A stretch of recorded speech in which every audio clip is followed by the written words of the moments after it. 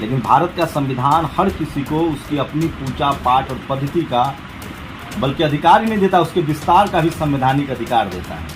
जयंती हो रही है तो हम लोग चूंकि इस अंबेडकर जयंती में पूरे देश पूरे दुनिया से लोग आते हैं, हम लोग चाहते हैं कि एक तो आप लोगों की वजह से बहुत फैल गया है ये मामला, हम लोग चाहते हैं कि पूरे देश का बहुजन इस आवाज के साथ महिलाओं का उत्थान हो जाएगा डॉक्टर अम्बेडकर के नाम पर रखने से। हो ही गया है। मैं आज आपको इंटरव्यू दे रही हूँ, ये से क्या कम है? ये बाबा साहब का संविधान की वजह से। अगर ना होता तो आज मैं ये शायद ब्लाउज पहन के भी ना बैठी हूँ। ऐसा व्यक्ति भारत का प्रधानमंत्री बन पाया, इस बात में दम है। संविधान उस व्यक्ति ने दिया जिसमें किसी भी व्यक्ति की जात धर्म या उसकी आर्थिक स्थिति ये तय नहीं करेगी कि वो प्रधानमंत्री बनेगा या चाय वाला भी बन सकता है, कोई भी बन सकता है। ये इस संविधान की पिछड़ी रहेगी। बाबा साहब के अनुयायी हैं। मैं बाबा साहब का मंडित क्यों नहीं, उन्होंने ये संविधान बनाया।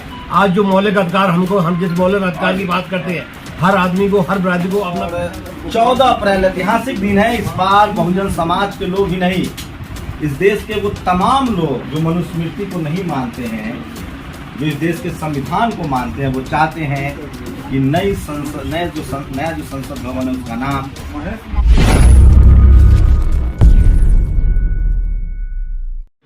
डॉक्टर उदित राज से बात करेंगे। क्या तैयारी है? हम लोग पूरे देश से इस बार जो है अम्बेडकर जयंती पे लोग आ रहे हैं। हम लोग अखिल भारतीय परिसंघ के लिए यह अम्बेडकर जयंती इसलिए महत्वपूर्ण होने जा रहा है चूंकि हमारे राष्ट्रीय अध्यक्ष माननीय डॉक्टर उदित राज जी ने एक मुहिम शुरू की थी दिसंबर 2020 से कि नई संसद भवन का नाम बाबा साहब डॉक्टर अम्बेडकर के नाम पर होना चाहिए। उस मुहिम के बाद यह अम्बेडकर जयंती हो रही है तो हम लोग चूंकि इस अम्बेडकर जयंती में पूरे देश पूरे दुनिया से लोग आते हैं, हम लोग चाहते हैं कि एक तो आप लोगों की वजह से बहुत फैल गया है ये मामला, हम लोग चाहते हैं कि पूरे देश का बहुजन इस आवाज के साथ एकजुट हो जाए कि नई संसद भवन का नाम बाबा साहब डॉक्टर अम्बेडकर के नाम पर होना चाहिए। इसलिए हम लोग व्यापक रूप से इस बार अम्बेडकर जयंती संसद मार्ग पर मनाने की तैयारी। क्या नाम होगा? संसद भवन, ऐसे लोग उसको बोलेंगे parliament, doctor Ambedkar parliament, doctor Ambedkar parliament house, doctor Ambedkar parliament house, ये नाम होना चाहिए। सोचिए, डिजर्व तो वो करते हैं, संविधान के रचयिता। कुछ लोग, ये देश लगातार राजाओं के दौर में गुजरा है, रहा है और संविधान मिला।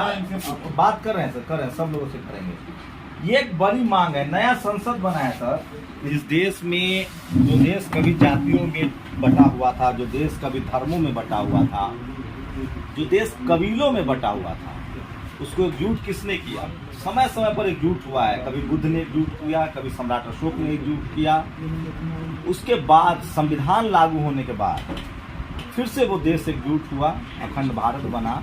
और वही थे डॉक्टर अम्बेडकर जिन्होंने संविधान की रचना की और इस देश के पशु पक्षी नदी नाले इंसान सबको बराबर का अधिकार दिया है। क्या लगता है आपको ये बात मानेगी सरकार?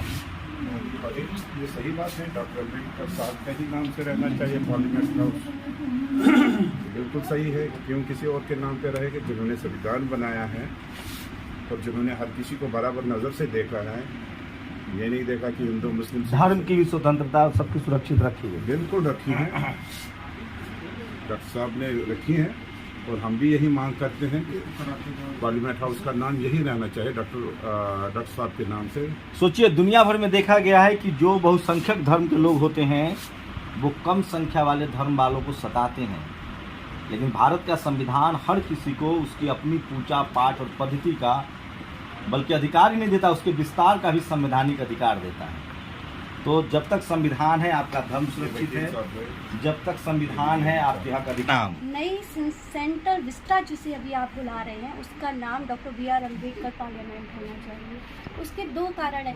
ये गोलवलकर के नाम पे रखने को तैयार बैठे हैं, जबकि गोलवलकर ये कहता है कि दलित आदिवासी महिलाओं को अगर आज़ादी मिलती है तो मैं गुलाम होना पसंद करूँगा। तो बेहतर है। ये आपको कैसे जानकारी गोलवलकर के नाम पर रखा जाएगा? भाई हम राजनीति कर रही हैं आप लोग। भाई राजनीति, ये तो आप उनका अखबार पढ़ लीजिए, उनकी किताबें पढ़ लीजिए। गोलवलकर आप खुद लिखे हुए हैं कि अगर महिलाओं, दलित, पिछड़े मुसलमानों को अगर सत्ता ऐसा क्या कर दिया है कि महिलाओं का उत्थान हो जाएगा डॉक्टर अम्बेडकर के नाम पर रखने से? हो ही गया है। मैं आज आपको इंटरव्यू दे रही हूँ, ये से क्या कम है? ये बाबा साहब का संविधान की वजह से। अगर ना होता तो आज मैं ये शायद ब्लाउज पहन के भी ना बैठी होती। बहुत मारक है, बहुत तकलीफ है। वकील साहब क्या कहेंगे? देखिए, अगर नरेंद्र मोदी इतना आत्ममंथन करें तो बाबा साहब द्वारा बनाए हुए संविधान की वजह से ही उनके ऐसा व्यक्ति भारत का प्रधानमंत्री बन पाया। इतना इस बात में दम है। शक्तिशाली संविधान उस व्यक्ति ने दिया जिसमें किसी भी व्यक्ति की जात, धर्म या उसकी आर्थिक स्थिति ये तय नहीं करेगी कि वो प्रधानमंत्री बनेगा या चाय वाला भी बन सकता जी, है। कोई भी बन सकता है। ये इस संविधान की देन है। अगर ऐसा संविधान इस व्यक्ति ने नहीं बनाया होता तो नरेंद्र मोदी जैसे व्यक्ति को प्रधानमंत्री बनने का मौका ही नहीं मिलता। चलिए, वकील साहब ने सोचिए भारत के संविधान की क्या खूबसूरती है। उसने इस देश के नागरिकों को जो मूलभूत अधिकार दिए, तमाम लोग हैं जो मेरे कैमरे में आपको दिखाएंगे, और तमाम जाति धर्म के लोग हैं, सवर्ण समाज के भी लोग हैं, दलित समाज के भी राज कर रही है, और वही अब वो दोबारा लाना चाहते हैं कि ये 4-5 नाम के अलावा उनके पास कोई नाम नहीं है। श्यामा प्रसाद मुखर्जी, दीनदयाल उपाध्याय और गोलवलकर जी। क्या नाम है आपका? मेरा नाम MS मंसूरी है। मैं देश का एक सोशल वर्कर हूँ और मैं हर धर्म को मानने वाला हूँ। और अरे मोदी जी पिछड़े हैं। नहीं, मोदी जी पिछड़े हैं, पिछड़े ही रहेंगे। बाबा साहब के अनुयायी हैं, उनकी सच्चे जो अनुयायी हैं। मैं बाबा साहब का मंडित क्यों नहीं है, उन्होंने ये संविधान बनाया। आज जो मौलिक अधिकार हम जिस मौलिक अधिकार की बात करते हैं, हर आदमी को, हर बिरादरी को अपना फंडामेंटल राइट मिला हुआ है कि अपनी आवाज। चलिए, ये एक बड़ी बैठक हुई है डॉक्टर उदित राज के नेतृत्व में, और 14 अप्रैल ऐतिहासिक दिन है। इस बार बहुजन समाज के लोग ही नहीं, इस देश के वो तमाम लोग जो मनुस्मृति को नहीं मानते हैं, जो इस देश के संविधान को मानते हैं, वो चाहते हैं कि नया जो संसद भवन है उसका नाम डॉक्टर BR अम्बेडकर के नाम पर। आप लोग की क्या प्रतिक्रिया है? एक ऐसा शख्स जिसने इस देश को डेमोक्रेसी के तौर पे मजबूत किया। प्राचीन गणतंत्र की लिच्छवी में डेमोक्रेसी आ तो गई थी, लेकिन एक लंबा दौर रहा जब इस देश में जाति और धर्म के नाम पर लगातार दूरियां रही लोगों के बीच, और उस सारी दूरियों को, जाति के नाम पर जो दूरियां थी, धर्म के नाम पर जो दूरियां थी, लिंग के आधार पर जो भेदभाव था, उन सब को डॉक्टर अम्बेडकर ने एक संविधान से पाट दिया। और आज देश तरक्की कर रहा है, डेवलप कर रहा है, भारत का दुनिया में नाम है, और भारत एक मजबूत लोकतांत्रिक देश की तरफ आगे बढ़ रहा है। ऐसे में जो शानदार और भव्य नया संसद भवन बना है, उसका नाम इस देश को स्वतंत्रता के बाद जो संवैधानिक शिल्पकार हैं, जिन्होंने इस देश को एकजुट किया, उनके नाम पर, आधुनिक भारत के निर्माता डॉक्टर अम्बेडकर के नाम पर नए संसद भवन रखने की मांग कर रहे हैं। आप लोग की क्या प्रतिक्रिया? अपनी प्रतिक्रिया जरूर दीजिए, कमेंट बॉक्स में अपनी राय लिखे।